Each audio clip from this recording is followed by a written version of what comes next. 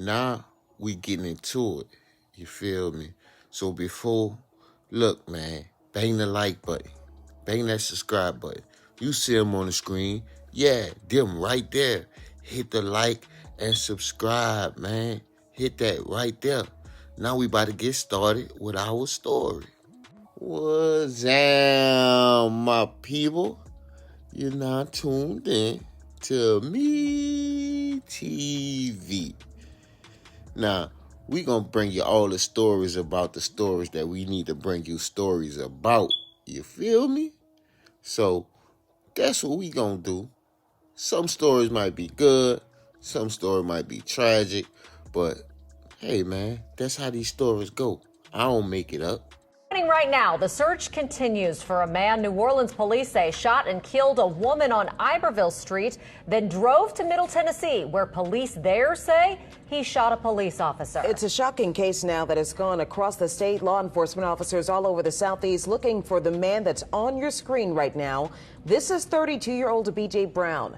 Well, tonight we're learning more about the relationship Brown may have had with the woman he's accused of killing, Cassandra Jones. Investigators say Brown shot and killed Jones around 9:30 yesterday morning. He then drove more than 500 miles to Erin, Tennessee. That's northwest of Nashville. And as Mike McDaniel explains in tonight's top story, court records point to past domestic abuse and a petition for protection that never happened. Wanted for murder, New Orleans police are looking for 32-year-old B.J. Brown, accused of killing a woman who family members identify as Cassandra Jones. This was a black woman that was brutally gunned down, murdered. It happened Monday morning inside an apartment complex in the 1400 block of Iberville Street. A witness tells Eyewitness News Brown shot Jones in the back. She ran, then collapsed. That's when video circulating online shows a man walk up to Jones with a long gun, shooting her at least 2 more times. Family members of Jones say she and Brown used to date, and according to court records, there's a history of domestic abuse. Jones filed a petition for protection back in May, accusing Brown of multiple forms of abuse: physical, mental, financial, and sexual. In a written statement, Jones wrote Brown even tried to smother her with a pillow after an argument. The clerk of court says a temporary restraining order was never put in place because, for whatever reason, Jones never proceeded with it. She even worked in the office as a deputy clerk for the last year. New Orleans is known for crime, and domestic violence is kind of serious in our community. Chris Davis lives near where the murder happened and is shaken by it. It was just awful. It shouldn't happen. That type of stuff shouldn't happen in broad daylight in a normal community, you know? And it didn't end in that community. Brown is also linked to shooting an officer Monday night while on the run, 530 miles away near Erin, Tennessee, west of Nashville. That's where an emotional police chief, Mark Moore, says an officer trying to make a traffic stop only to be shot by Brown before he ran away. Make no mistake whatsoever, this was an ambush on an officer. Moore says that officer is expected to survive. This type of crime in New Orleans has activist Amir Baraka worried about the future of the city. When a young man can walk with a machine gun, shoot a woman, and just walk around the apartment building, then come back and finish it off, that's bold. That's bold. He don't give a damn. A bold move caught on video, now etched in the minds of the community. Mike McDaniel, Eyewitness News. Yo, man, we back with another one. This one right here is crazy, man. This one right here is wild, man. You already know, man. Hit that subscribe. Your boy trying to get to 5K, man. 5K, man. Hit that like, subscribe, man. And get your boy the road to 5K, you heard me? So we got this guy right here. You feel what I'm saying? We got Mr. B.J. Brown. He committed some crazy act amongst his supposed to be girlfriend, ex-girlfriend. I guess she was trying to leave him alone, but in this story it's reported she's about 50 years old, probably a little older, maybe be a few years younger, but she's around the 50 age. So this leaves her to be much older than him. This guy's 32 years old.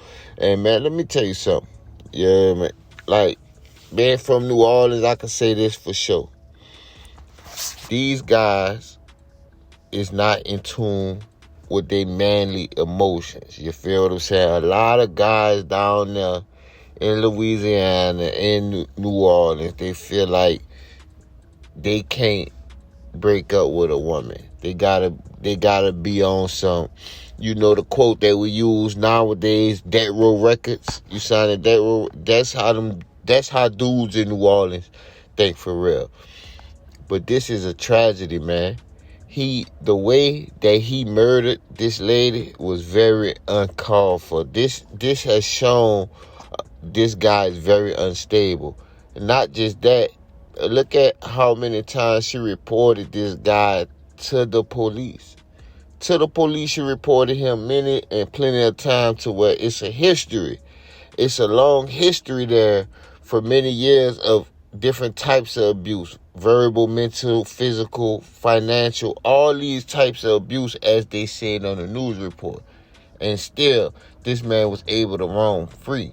This man had an M1, M16, whatever type of assault rifle. He killed this woman with an assault rifle, man. You gotta be kidding me, man. You gotta be kidding me. It's no real reason to do that to a woman. Like, if you that mad, slap her up, punch her up, do something. I'm not saying I would do that, but if you that mad, before I kill you, I just hit you do something to inflict the type of hurt that you hurt me with. Because killing a woman, shooting a woman, and then the way you did it, you shot her, you walked around the apartment complex, and then you finished off 2 more shots in the back of the head with the big rifle.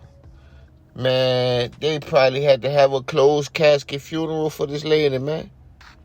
I know the way you shot her and the way you killed her, they didn't have no open casket funeral, man. Come on, man. That's what we saying more and more nowadays, bro.